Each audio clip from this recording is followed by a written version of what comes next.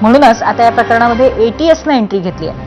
आरोपी झैब अन्सारी याच्या घराची एटीएसनं झडती घेतली आणि त्यानंतर एटीएसला आक्षेपार्ह उल्लेख असलेल्या गोष्टी, मजकूरही सापडलेत. जखमीच्या जबाबावरनं तसंच आरोपी झैब अन्सारीच्या चौकशीतूनही हादरवणाऱ्या अनेक गोष्टी समोर आल्यात. मुख्यमंत्री आणि राज्याचे गृहमंत्री देवेंद्र फडणवीस यांनी सुद्धा या घटनेची गंभीर दखल घेतली आहे. या सगळ्या बाबींवरती आपण अगदी सविस्तर या सेगमेंटमध्ये चर्चा करणार आहोत. पण तत्पूर्वी या घटनेशी संबंधित आम्ही जो प्रश्न विचारलाय तो आपण पाहूयात पोल सेंटरला.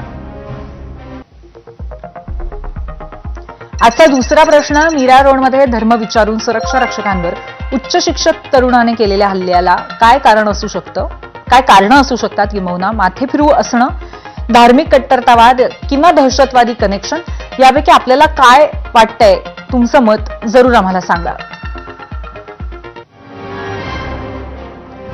आता या हल्ल्यामध्ये जखमी झालेले सुब्रतो सेन यांनी पोलिसांकडे आपला जबाब नोंदवला आणि या हल्ल्याचा घटनाक्रम जबाबात सांगितला. काय माहिती दिली आहे सुब्रतो सेन यांनी आपण पाहूयात ग्राफिक्सच्या माध्यमातून. जाऊयात मीडिया सेंटरला.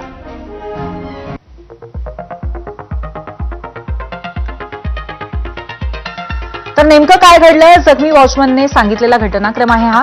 27 तारखेला पहाटे 3 वाजता आरोपी झैब जुनेद अन्सारी हा जवळ आला. त्यानं मला मशिदीचा रस्ता विचारला. त्याला मार्ग सांगितल्यावर त्यानं मला मशिदीचं नाव विचारलं. मी माहीत नसल्याचं सांगितल्यावर तू हिंदू आहेस का असं त्याने विचारलं. मी होकार दिल्यानंतर अन्सारी पुढे निघून गेला. पहाटे 4 वाजता मी त्याला चहाच्या टपरीजवळ पाहिलं. 4:30च्या सुमारास अन्सारीनं मला पुन्हा तू हिंदू आहेस ना असं विचारलं. त्यानंतर त्यानं माझ्या उजव्या हातावर चाकूने सपासप वार केले. हा वार मी चुकवला, मात्र त्याने माझ्या पाठीत चाकू खुपसला. मग मी सुपरवायझरच्या केबिनमध्ये पळालो. अन्सारी तिथेही आला आणि त्याने सुपरवायझर मिश्रांना धर्म विचारला. त्यांना कलमा वाचून दाखव म्हणत धमकवायला त्याने सुरुवात केली. मिश्रांना कलमा वाचता आला नाही आणि अन्सारीने त्यांच्यावरही हल्ला केला. मी घाबरून इमारतीमागे लपलो. 5-7 मिनिटांनंतर मिश्रांना फोन लावला. मी मरून जाईन असं मिश्रा ओरडत होते.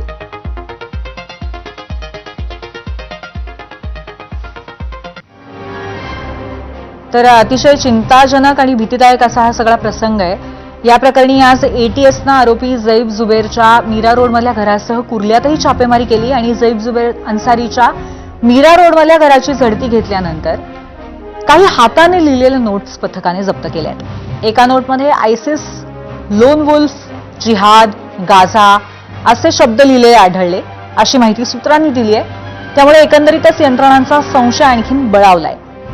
एटीएसला काय काय आढळलंय या झडतीमध्ये हे सुद्धा आपण पाहणार आहोत मीडिया सेंटरला.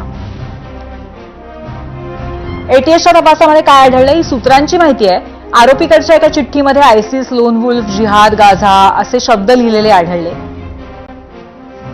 आरोपीची गाझा मुक्ती अभियानासाठी पैशांची मदत त्याने केल्याचंही याच्यामध्ये दिसून आलंय.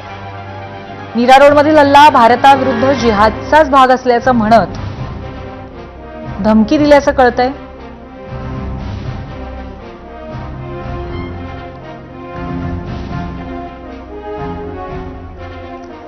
यातला मजकूर धार्मिक कट्टरपंथी आहे, त्यामुळे उघडपणे तो असं सांगता येणार नाही. पण लोन वुल्फ या संज्ञेचा मी उच्चार केला. आता या संज्ञेचा अर्थ नक्की काय होतो आणि तो किती गंभीर आहे हे आपण जाणून घेऊयात ग्राफिक्सच्या माध्यमातून. नक्की लोन वुल्फ याचा अर्थ कसा असू शकतो, हा किती व्हायलंट शब्द आहे. एकल दहशतवादामध्ये अशा व्यक्तींचा समावेश होतो. हल्लेखोर कोणत्याही विशिष्ट गटाशी संलग्न नसतात. हल्लेखोरांची कोणतीही स्पष्ट विचारधारा नसते. एखाद्या गटाशी निष्ठा असली तरी त्याचा कोणत्याही विद्यमान सदस्यांशी थेट संबंध नसतो. हल्लेखोर एखाद्या विशिष्ट विचारसरणीचे अनुयायी असू शकतात. अतिरेकी समुदायांशी ऑनलाईन संवाद साधू शकतात.